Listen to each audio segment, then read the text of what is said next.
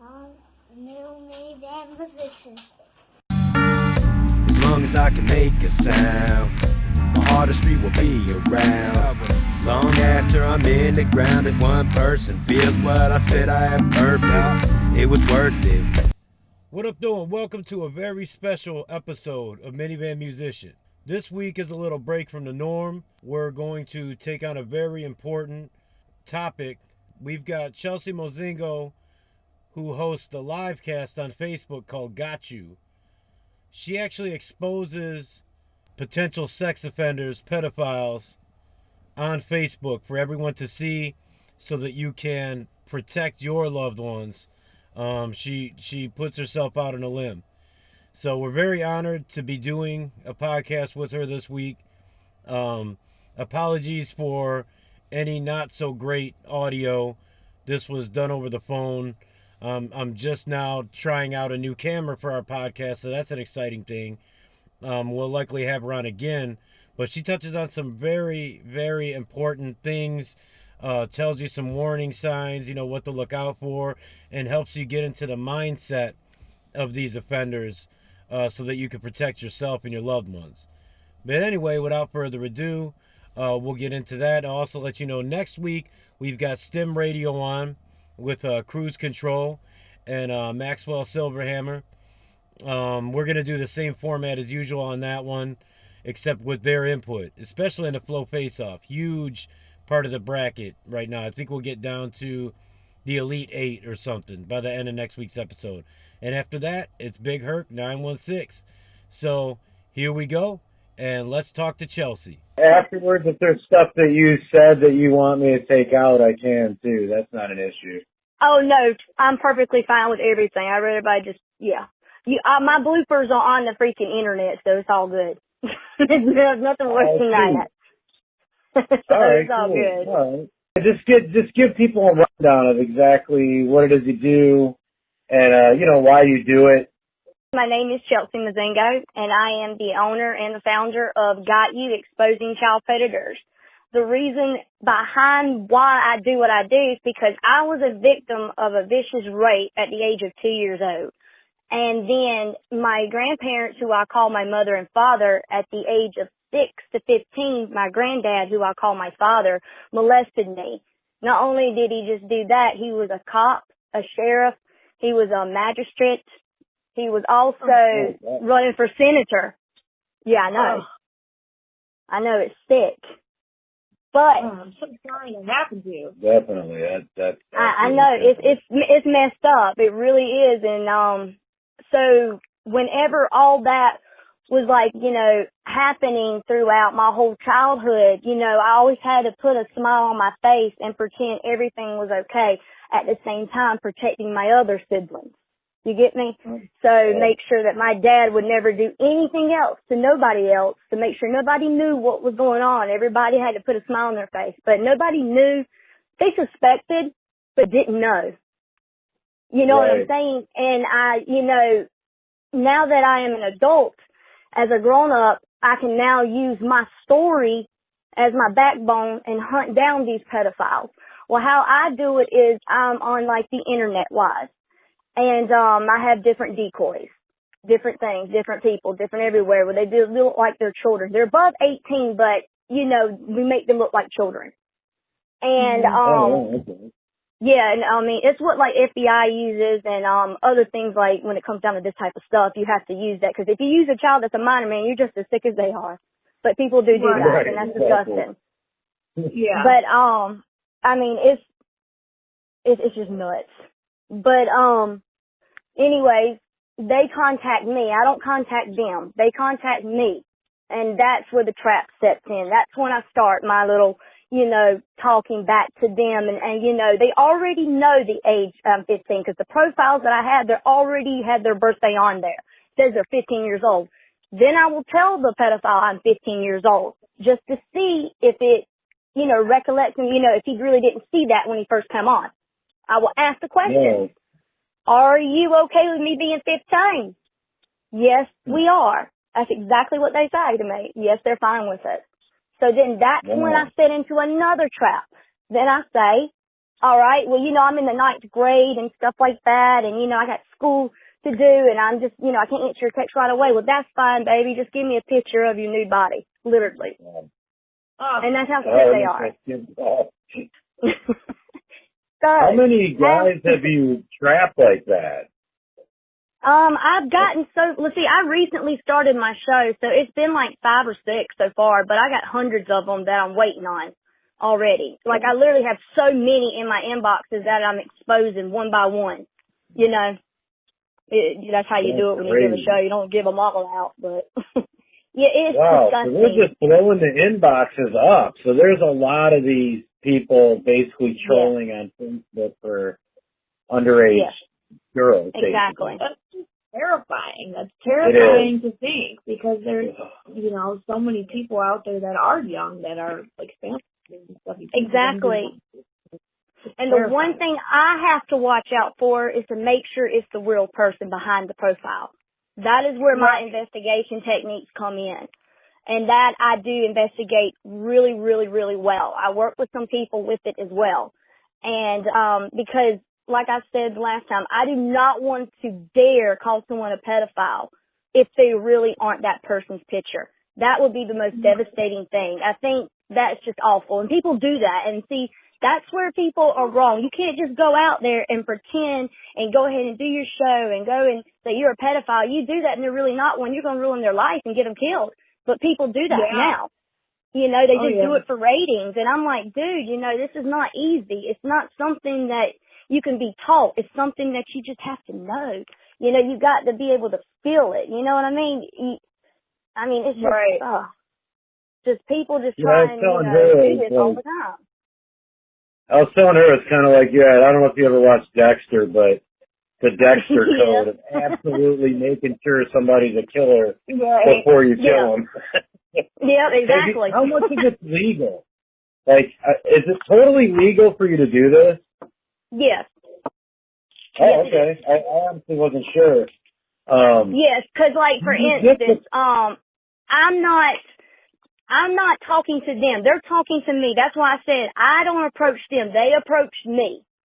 Yeah. You get it? Like, for instance, if I have a picture up on my profile or something like that, and they comment on my picture, and they say, oh, you look so sweet and innocent or something like that, I'm like, thank you, I'm 15 years old, then and if they say to me, well, that's perfect, I like that, I will go to their profile, look at their age, and then boom. Once I know their age and they're a minor, not a minor, then I, start it. Because they open that door, now I'm going to, blast you eventually. Yeah.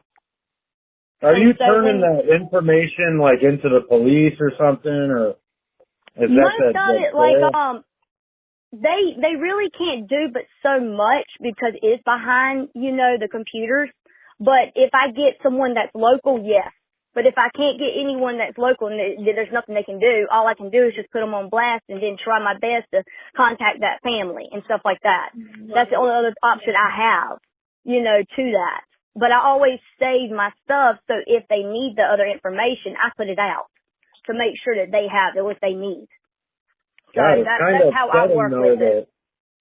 It's kind of upsetting that you can't, like, really get a prosecution unless it's someone local. I mean, I'm sure the parents could once you turn stuff over, but that's upsetting that all you could really do is put it out there. And it really, that's the part that sucks. Yep. And see, like with me, I'm working on my other license, become like, a full private investigator. So once I do that, then I can start bending the scales differently. I can actually go to these places myself. And, try and, like, kind of like, not capture them, like a civil arrest, give them information, like, this is the dude with all this, here it is, here's the cop, all right, here you go, do what you got to do with it. So that's another step I'm working on now. So I'm able to physically go down and get them myself. So. Have you ever had, like, police get involved in any of the situations yet? I haven't had them yet.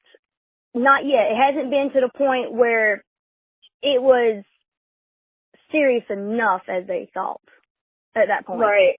Which I was begging difference. Yeah. Which I begged a difference with that. sad. Yeah. It's like they want you to bring them the entire case. Right. They don't want to do any of that. Exactly. That's why I think people it's like really important because they don't want to do any of the work. That's my point too. And I think that's why, with me, like, my dad, he was a sheriff, for God's sake. He was a judge, magistrate, And so one thing I always asked my dad was like, Dad, you put these people away. Why do you do those things to me? Yeah. You need to be put, put away, and I always said, Dad, why can't you just be my dad? Why do you have to be so horrible to me? Why do you got to do these things to me? Why? What have I done, for you to do that? And the only answer I could get from him was, well, because I just can't stop. You're just too pretty. Wow. So he would actually say that. Yes. Is he my still God. alive? No, he isn't. Actually, I put him behind bars. At the age of 15 years old, I finally spoke up because I had enough, because I couldn't take it anymore. Because, see, the night before I had, I took a gun and I went and pointed it in the back of his head. When I pulled the trigger, the gun jammed. Oh, wow. So, yeah. So I was like, okay, that must be a sign from God saying, Chelsey, don't ruin your life. I was just going to say, that's a blessing. Don't make that mistake. Yeah. And so when that happened, I was like, all right, that's it. If it's coming to this point, I need to say something. So I did. And when I did, he got in prison. And I remember in the courtroom, whenever he was sentenced, into prison, he actually said he was sorry. And while my other family members were crying, I can't cry. For some reason, I just could not cry because I felt like I had to be the strongest one of all. Even though the horrible things happened to me, I just could not cry and let my family see that, because I needed to, be like the man of the household, be the stronghold one. Yeah. And so when I went up there and gave to get him prosecuted because of his, his position? Yeah, it was on the news. It was so bad. And, the worst thing was that, on TV, you're not supposed to say who the minor is. If there's minors, you're not allowed to tell their names or nothing like that. Yeah. My name was blasted out. Oh, so so it was like one of the worst things, having everybody look at me, and stuff. And being a victim of that, you feel ashamed and disgusting, and then it being your dad, And I mean, it's just one of those feelings where you hate yourself so much so, even though people feel bad for you, I never wanted to be the one that people pitied me. That was one thing I never liked. And I do not like it when victims use their story for everything that goes wrong in their life. Well, because I was raped, I'm like this. Because I was, abused, I'm like this. I'm sorry, I was a victim, but look at me, I'm making this thing happen. Yeah, you got choices in life, whether to make it or break it. That's your choice. Yeah. I mean, it's horrible, things happen to people, but shit happens, and that's just the truth.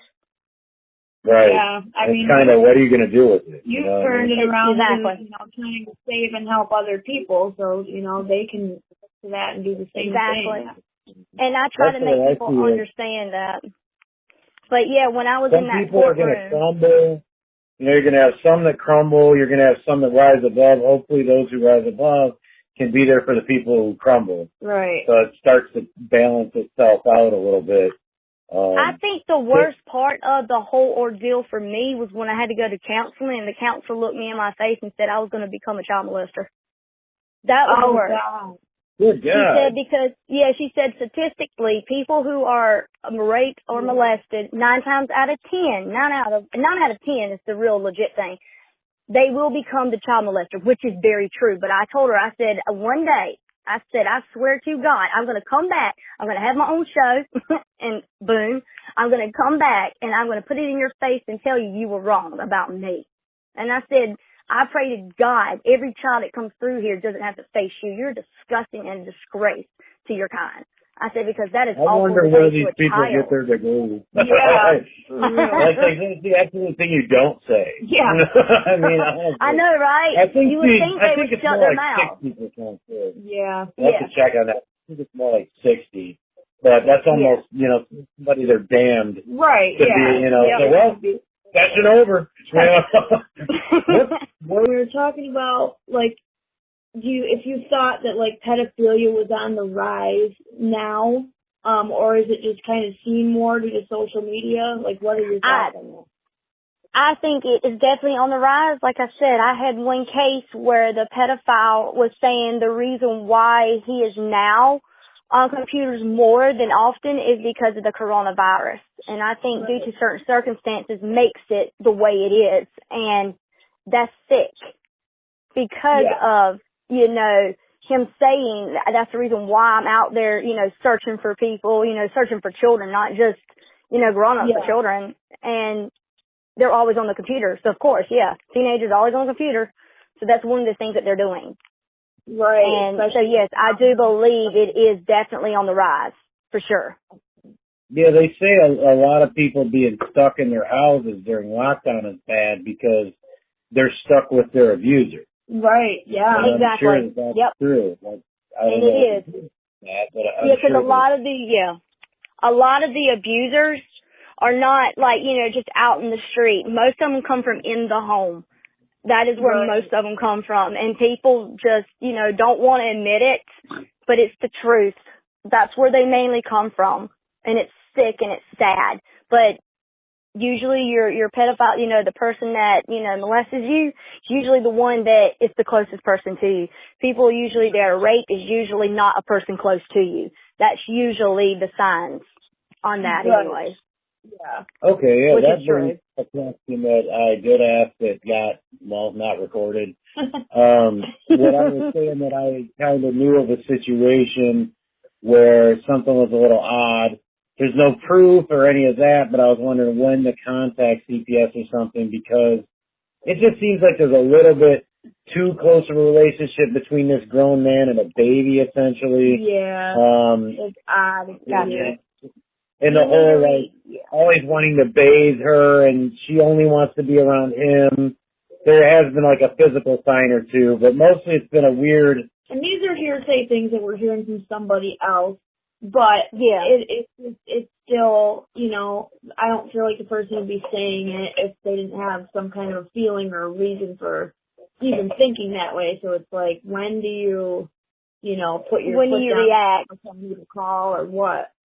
Well, like, for instance, if you're sitting around at, like, a dinner table and a man puts his hands on your leg, even though he's your family member or even if he's a close, you know, friend, you need to say something right away because that person that is touching your leg may have touched another girl or guy, you know, somewhere else or raped another one. So by you speaking up makes all the other victims speak up eventually. So you need to nip that in the bud because something bad could happen and it could be worse. And if you have a gut feeling, which is God telling you, open your eyes and open your mouth and do something because it's going to get worse.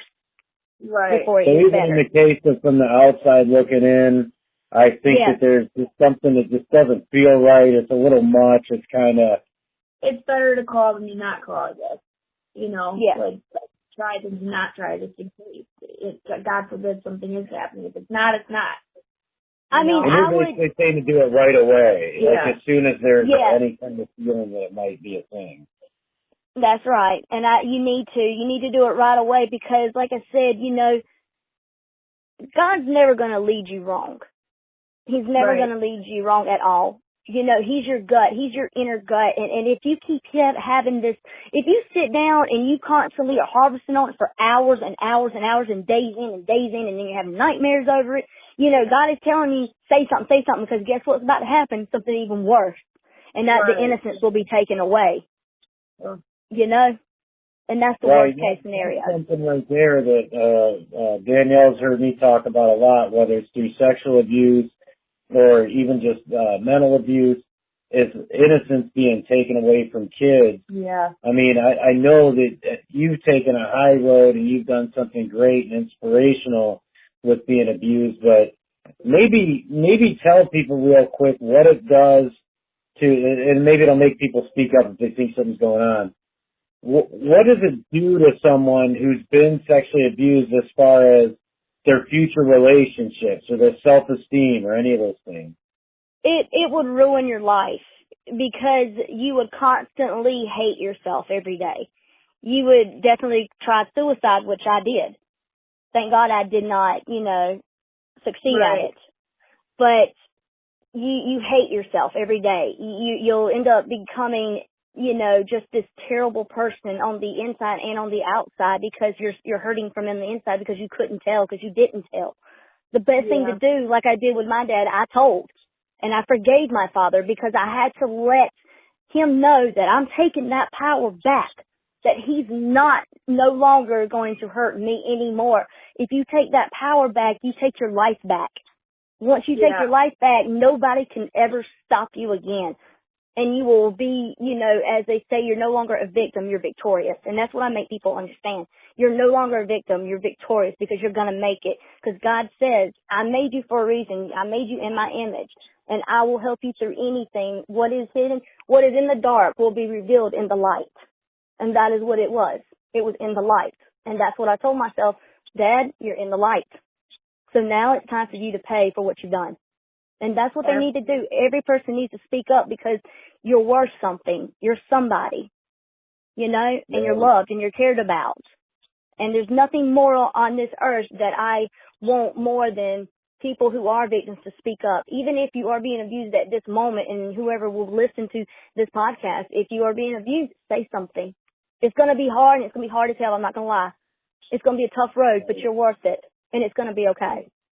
I think that's so important for people to hear, too, because, people say that all the time, and like, oh, people should know, you know that you have your worth and this and that, but when you're in that kind of situation, I mean, you never know what you're going to do, how you're going to feel till you're there, So I think it's important to hear that from somebody who's been through it.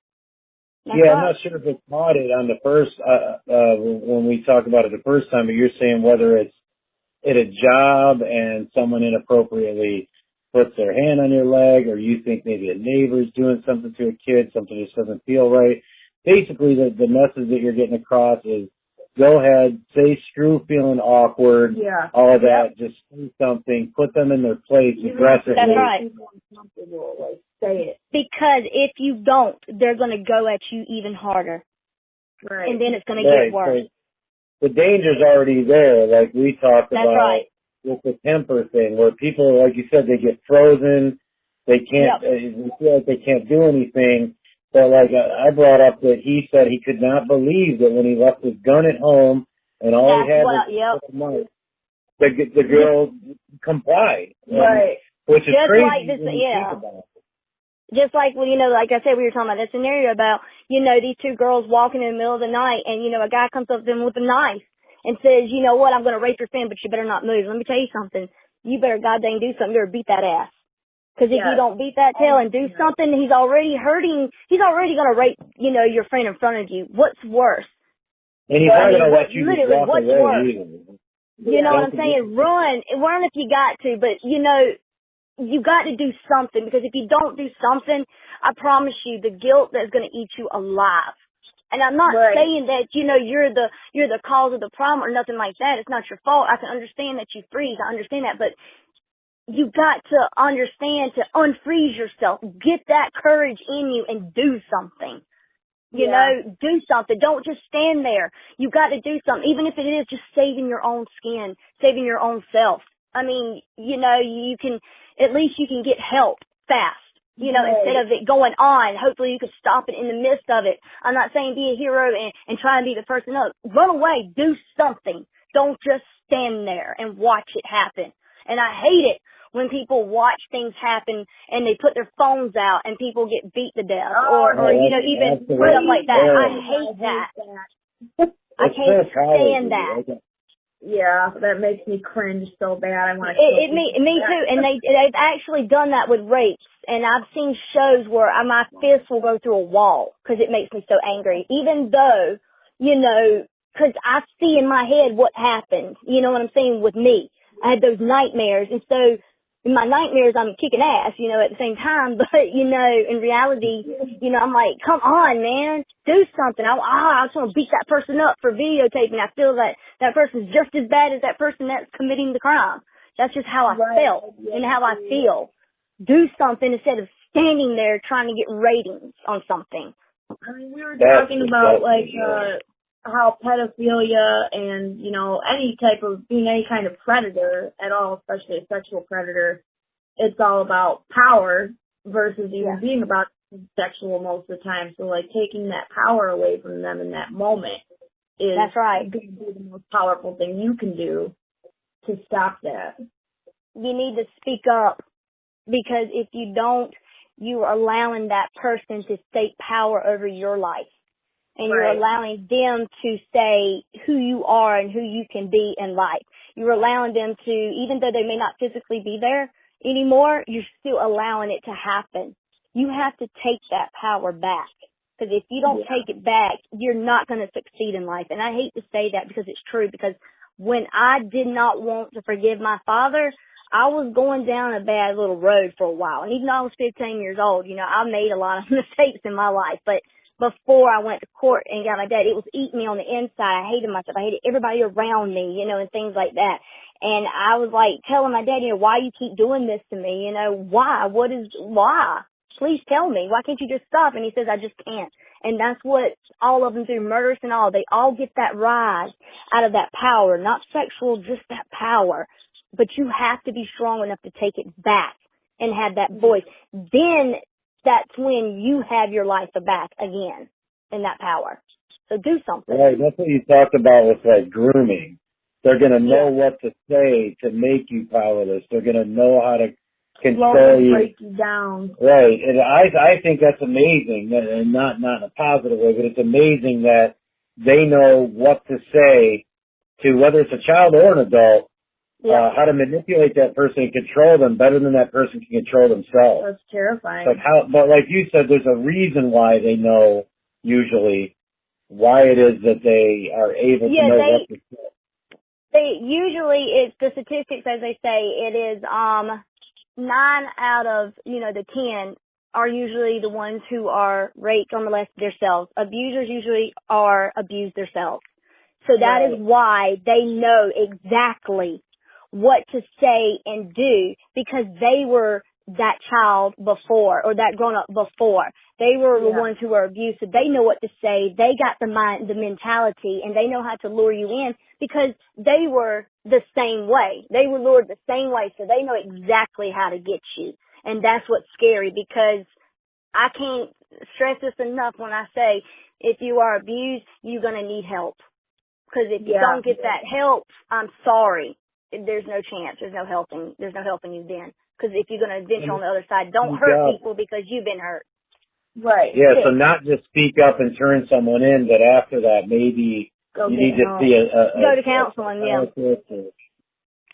mean, I had, with mine, after that other counselor that I was speaking about that said, I'm sorry to have to tell you, but you're going to be a child molester. When that counselor said that to me, like I said, that pissed me off. Of course, I went to another one, of course, and it was a lot better, and I got help. But I promised that counselor that whenever I got my show started one day, if I was to ever do it at the age of 15, I said, I'm going to make sure I come back and put this in your face, because I am not going to be one of those monsters.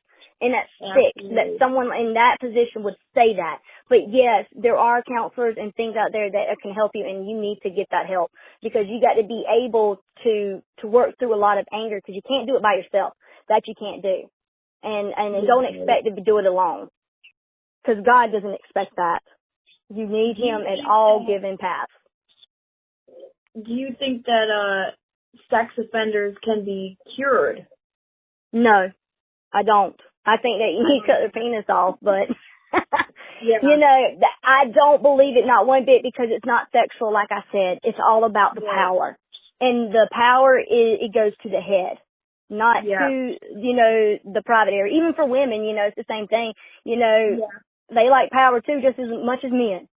I mean, it's the same thing. And no, I don't believe it, because it's something that it's not a disease, how they try to play it off as it's a disease, or I can easily give you a pill for something, or I can do this for. No, you can't stop what's already in their mind set. They want that power. It's hunger. That you're not going to, you can't, in order to be, feed the hunger, you got to be able to feed it. You know what I'm saying? If you're starving for it, you're going to feed on it. So there's no way of, stopping that. Because they're going to do it regardless. It's being an addict. They can give you whatever chemical to maybe get the cravings down or to keep you from being sick and all that, but deep down, you're still an addict. That's right. That's why people who are even recovered will say, you're always one. I feel more strongly that someone with this particular affliction is, like you said, probably, and I mean, it's important to say that because a lot of times we're kind of a society who's a little too forgiving. Oh, well, he just did this little thing. He's not so bad. You know what I mean? Yeah, I know what you mean, too, and it gets worse, because you allowed it to, to happen. You know what I'm saying? Like, well, he just did this little bit of thing, and, he won't do it again. Yes, he will. Yes, he will. Yes, he will. Because, like I said, similar to what nothing they say to do with about sexuality. Sexual is all power.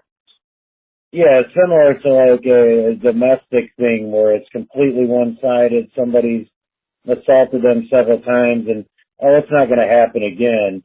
Well, it's clearly built into that person's behavior pattern. It will. And like you said, it'll probably get worse.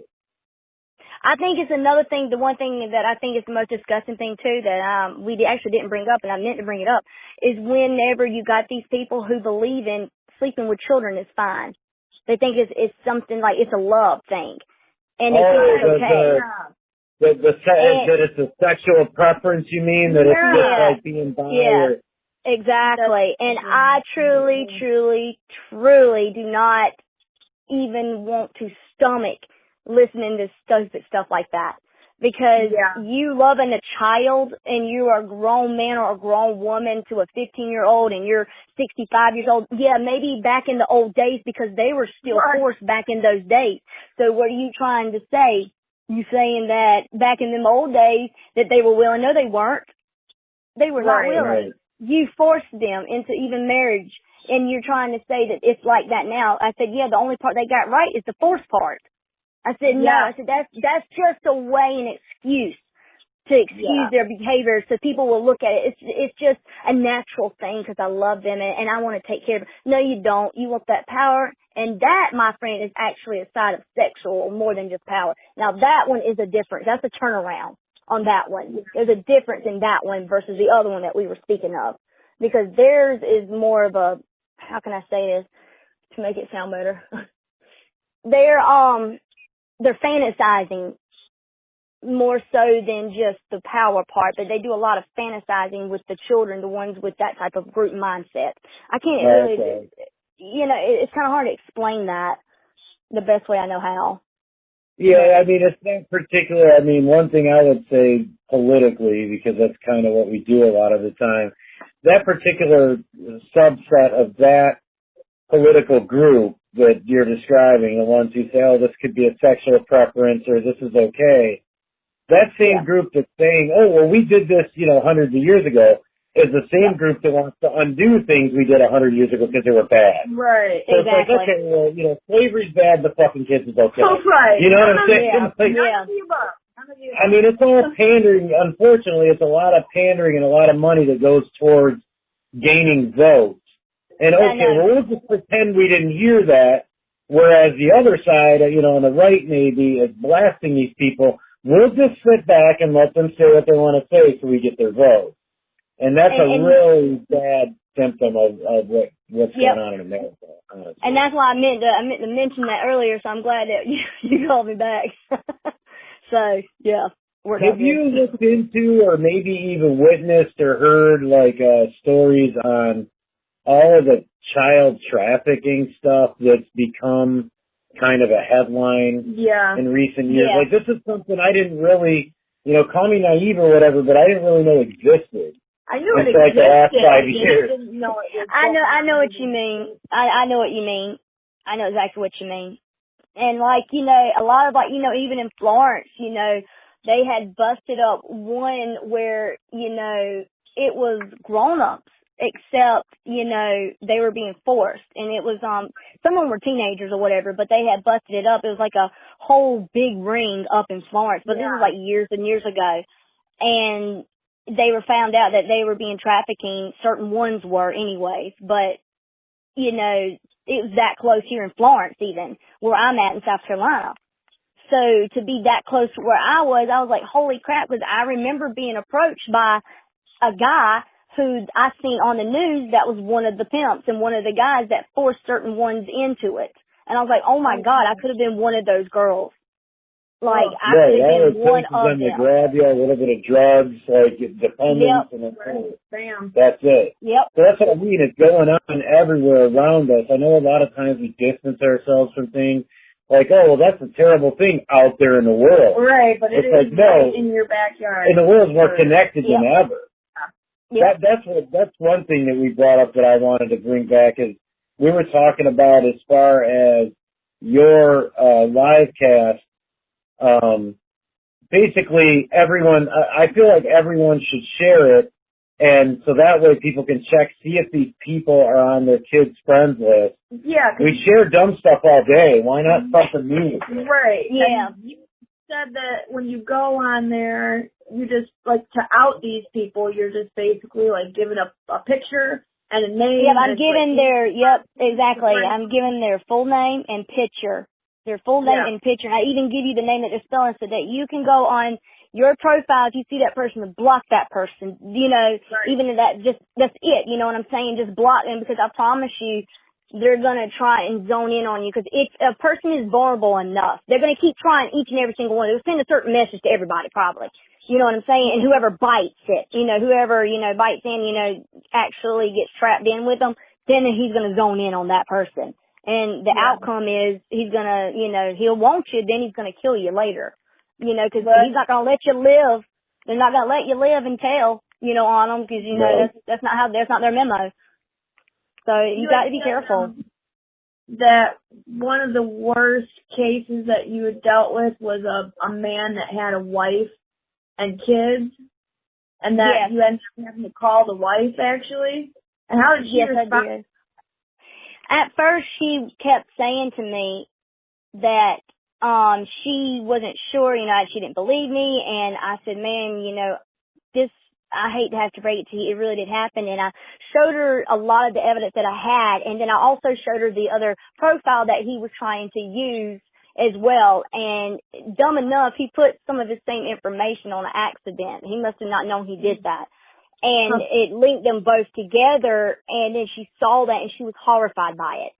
And she was just like, didn't know what to do, didn't know what to do, because her own children were 2 years younger than the child he was hitting on, trying to get with. I mean, it's disgusting. And I mean, it was horrible. And I mean, the wife, I can't imagine what it was like being so distraught like that, knowing that this man, who's a family man, who, seems to love his family, after posting, when he said about his children's having a birthday party and stuff, he was actually talking about the teenager girl that he was going to go see.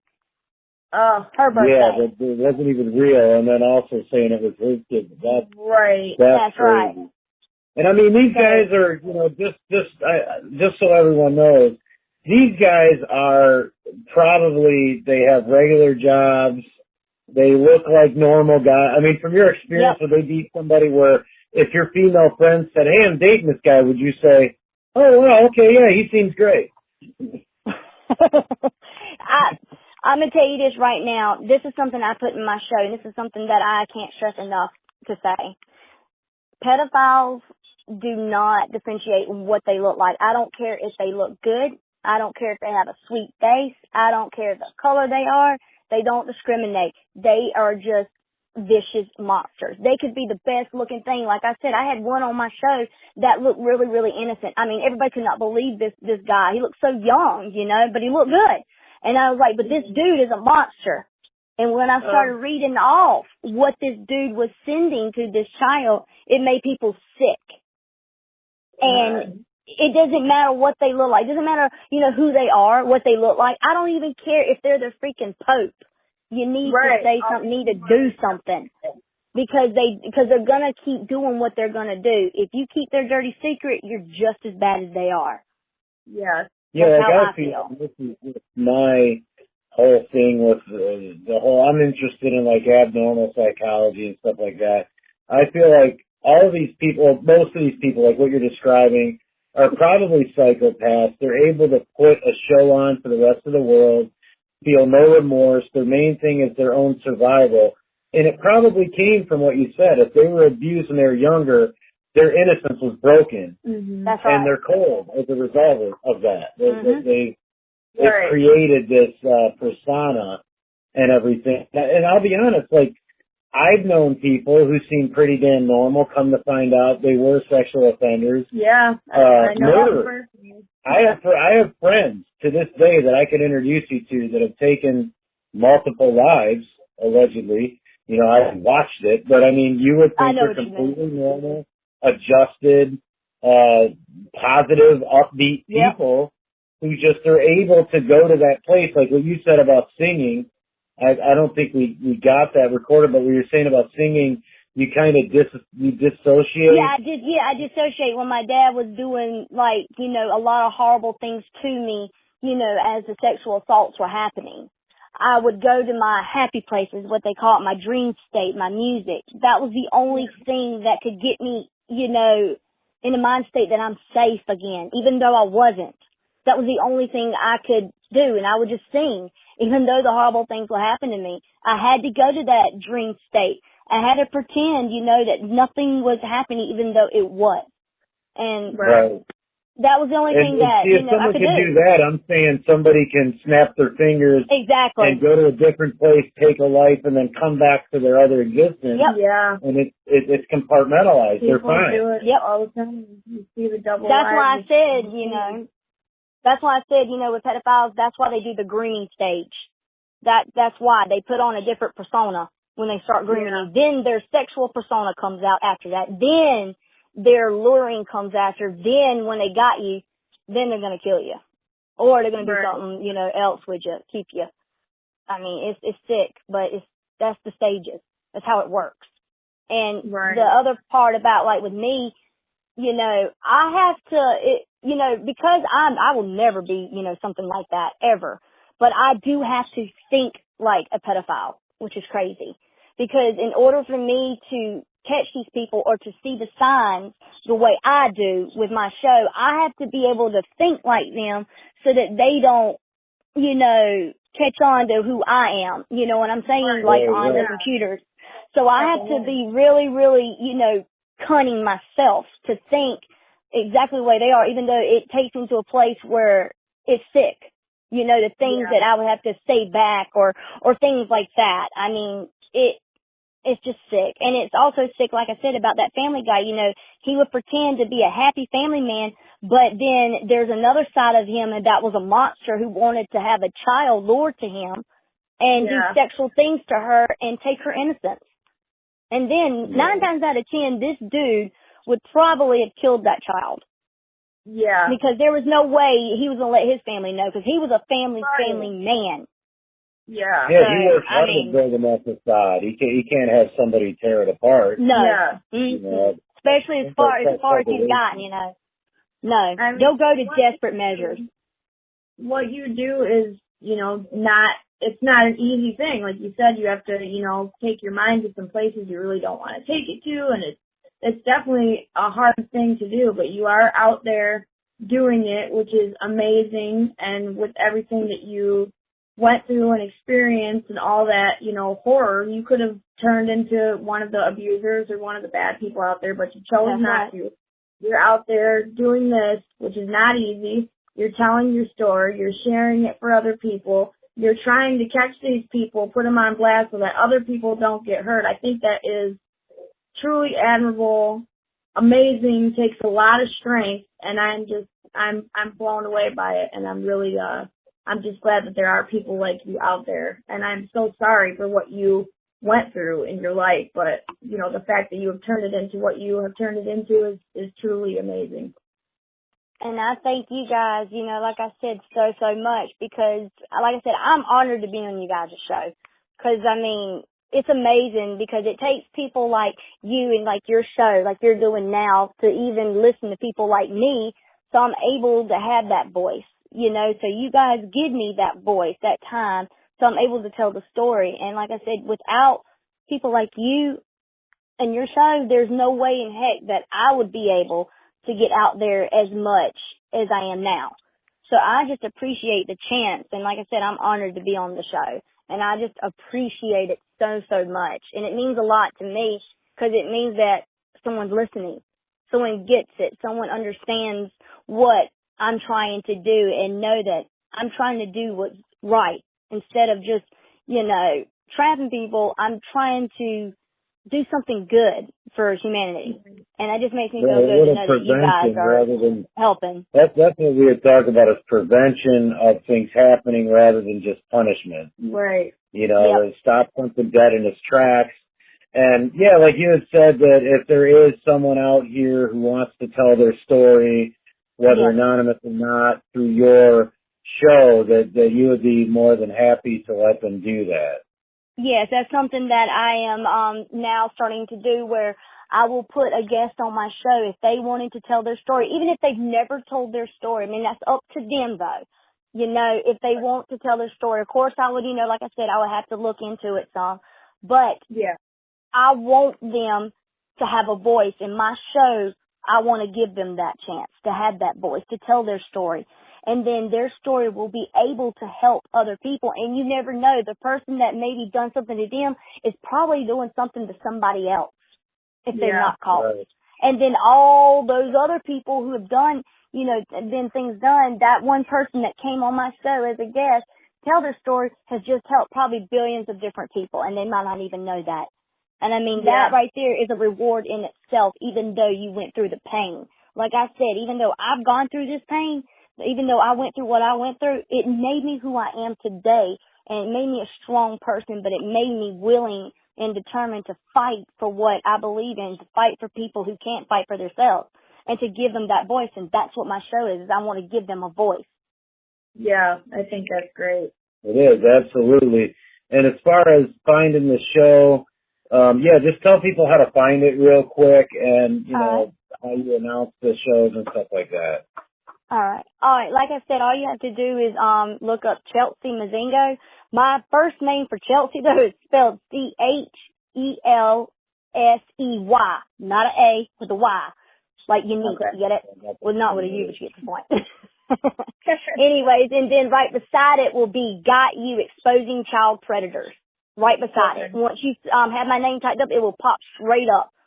And then all you gotta do is click on that, and I go live from right there on my page, literally. Okay. That's all you have to do. Yeah, the people who, we'll put the link in the description and stuff, but I also am going to send a bunch of people invites to the page. I mean, I'll be doing the same for y'all. Oh, we definitely appreciate that. Yeah, we're trying to do, you know, obviously there's stuff we like to do for fun, there's stuff I like to do regarding my music, but it gets to a point where it's like, you know, there is a lot more important stuff to talk about, you know, other than my new single. You know what I'm saying? Even though it's going to be great. You know what I mean? Like, it's more important stuff. Life is short. I want to get some positive messages out there. This is important. Like, I'd like to connect you with the STEM radio guys. And, we're supposed to have Big Hurt 916 on. He's a guy who did a lot of time in prison, has absolutely pulls no punches when it comes to Chomos. That's right, I mean, it would be amazing to hear you guys talk, because, you know, I think that you guys would click on that tip, because he's probably seen, it maybe didn't happen to him, but I'm saying he's seen as much sexual assault and stuff as you've experienced, probably right in front of his eyes in prison. It is a big thing. That's why I was saying, you don't drop the soap when you're up in there. I'm telling you. Right. you drop it, kind of like what you've talked about with the grooming and stuff, and that's what I'd love for you guys to talk about, is even someone like me says, like, okay, you know, I've been to jail, I haven't been to prison, but I have a lot of friends who've been to prison. And most part we say that, in a way, if you're getting raped, you're weaker, you allow yourself to be seen as weaker, you need someone to kind of hold your hand through it. And at first you just think someone's helping you out. You think they're a friend, you think they're a mentor, but they're doing what you described, it's grooming. Yeah, they're grooming you. And the next thing you know, you're groomed, and that's your Stockholm identity. syndrome is what they call it. Stockholm syndrome is whenever, you know, you feel like you got to stay there, even though they're the ones hurting you. In the end of it, you still feel that you need them. You got no other way out, and that's all you need. You got to have them, even though they may be far away, and somebody's telling you they're hurting you. You know, what the hell's wrong with you? I got to have them. I got to have them. That Stockholm syndrome is when you got to have the person that's even hurting you, even though you know it, even though, you know, they didn't show it in the beginning, but then they started showing it in the middle. And then at the end, you still feel like you got to have them because you feel like something bad's going to happen if you don't, even though it wouldn't. Yeah. The grooming stage is definitely terrible. It's definitely a thing where, you know, if you have somebody in your family or a friend or something like that who's just kind of a weaker person, is susceptible to that, whether it's susceptible to a cult or a sexual assaulter or a gang recruiter or any of that stuff, it's like we kind of have to watch out for our weaker members instead of just saying, oh, he's weak, writing him off, you know, let him fend for himself, maybe kind of support him and give him a little things, I guess. You know I agree, you know, because like I said, they look for vulnerability. They want to see, you know, who's vulnerable, who they can take the most power from. They're not going to go to somebody that's doing great because they know that that person's going to put up a fight. But if they see a person that's going through, say, for instance, if you put something on your status and you say, I'm so sad because I just broke up, I promise you're going to have Chomos, literally. You're going to have them typing out, and they're going to come at you. Because you're saying that you had a breakup, because you're vulnerable. And when you have vulnerable, you let more things slide than normal because you're not paying attention to the red flags. You're more so paying attention to the comfort, and that is grooming stage. That's when it starts happening. So that's what you have to watch out. You just have to watch out. You're paying more attention to the comfort you're going to receive rather than what bad could be coming from the communication. Exactly. And before we close, that's something I wanted to say. You said that these guys are going to throw out kind of the same message and just whoever bites. One thing I would say off of that is, even if you're an adult, just if you don't know someone in real life or at least through several people, don't respond. No. Don't let them reel you in. No. You know what I mean? Like, just don't open the communication up. Yeah. Yep. Don't open that door. Right. You know, I guess we picked up and kind of fixed what we lost. We're still working out the kinks out of doing these shows, but we appreciate having you on. We'll spread things around. I'll have the proper spelling down there and everything so people can search you right. And we encourage everybody to check the show out and you know, watch our wall. We'll throw it up too. Yeah. I appreciate you guys again. Like I said, it was an honor, like, just being on the show. I will check some of what you got going on tonight out. Yeah, for sure. Well, thank you guys. I appreciate it and everything. So you guys have a wonderful night as well. You as well. Thank you.